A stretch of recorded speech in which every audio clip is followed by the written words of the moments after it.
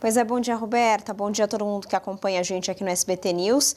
Essa vai ser uma das fases mais relevantes de depoimentos ao STF, também à Polícia Federal, porque justamente vai tentar esclarecer a motivação do Banco Regional de Brasília, um banco estatal, regional, ter intenção de comprar o Banco Master. A gente lembra que no início do ano passado foi anunciada essa intenção de compra do Banco Master pelo BRB e foi essa intenção de compra que levou a Polícia Federal a intensificar as apurações em cima do Banco Master, desvendou a fraude.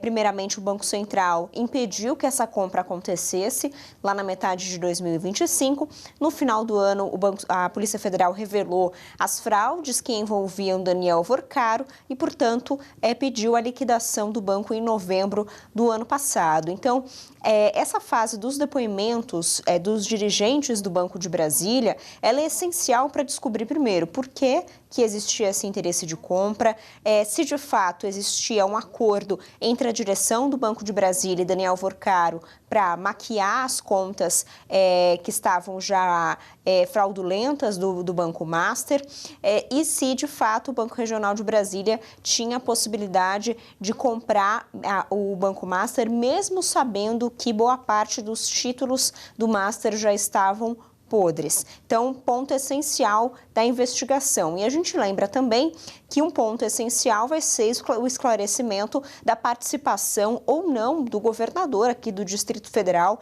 em toda essa negociação, Ibanez Rocha, do MDB, que disse que não teve nenhum encontro ou negociação com Daniel Vorcaro, mas no depoimento ao qual tivemos acesso, que a nossa Basília Rodrigues divulgou aqui no SBT News, Daniel Vorcaro conta justamente que teve reuniões e encontros e tem contato com o governador Ibanez Rocha, que ele, portanto, teria participado desse negócio. E agora, o prejuízo que sobra para o Banco Regional de Brasília, é importante destacar, também pode vir, inclusive, com o pagamento do dinheiro público. Uma das opções trabalhadas pelo Banco de Brasília é pedir um empréstimo para o FGC, que é aquele fundo onde diversas instituições financeiras e bancos têm participação, mas também o banco considera, assim, pedir ajuda de seus acionistas.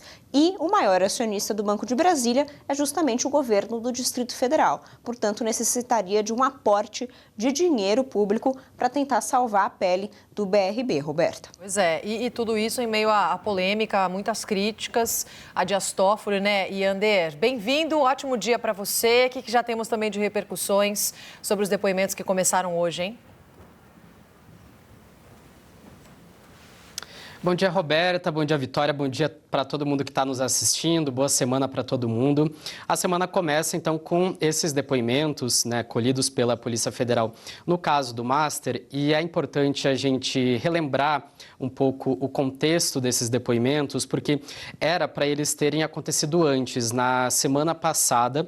Só que a Polícia Federal acabou adiando a realização desses depoimentos justamente pela atuação do ministro Dias Toffoli, que você acabou de comentar, Roberta, aqui cercada de críticas, de controvérsias. E esses depoimentos a Polícia Federal queria fazer em 6 dias, ao longo de 6 dias, para ter mais tempo de colher as falas, as provas, tudo que precisa ser avaliado, né, do depoimento desses investigados. Só que o ministro Dias Toffoli, ele determinou que os depoimentos sejam realizados em apenas 2 dias. Então vai ser hoje, segunda-feira, e amanhã, terça-feira, esse é o período que a Polícia Federal vai ter para realizar para colher esses depoimentos. E isso foi um dos fatores, Roberta, que gerou esse atrito entre o ministro Dias Toffoli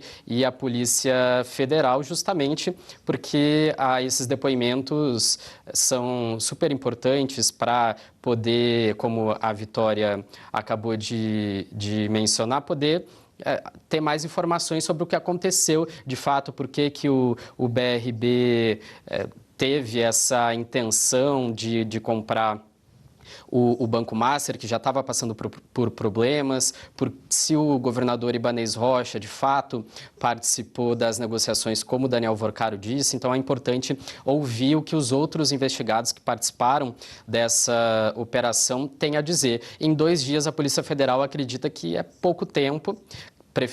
Os investigadores preferiam 6 dias, mas Dias Toffoli determinou. E essa não foi a única controvérsia, né, Roberta, em relação ao ministro Dias Toffoli. Teve também aquela decisão do ministro de deixar as provas, né, os materiais que foram apreendidos na segunda fase da Operação Compliance Zero, primeiro na sede do Supremo e não na Polícia Federal, como é o mais comum. Depois ele acabou voltando atrás, não deixou lacrado no Supremo, mas acabou enviando para a Procuradoria-Geral da República, e a PF vai ter que fazer a avaliação desse material lá na Procuradoria-Geral da República, com peritos que foram indicados pelo próprio Dias Toffoli e não sugeridos pela Polícia Federal, pela corporação, o que também gerou ali uma celeuma entre Dias Toffoli e a PF. Então, o contexto político desses depoimentos hoje, Roberta, é esse: o incômodo da Polícia Federal em ter que fazer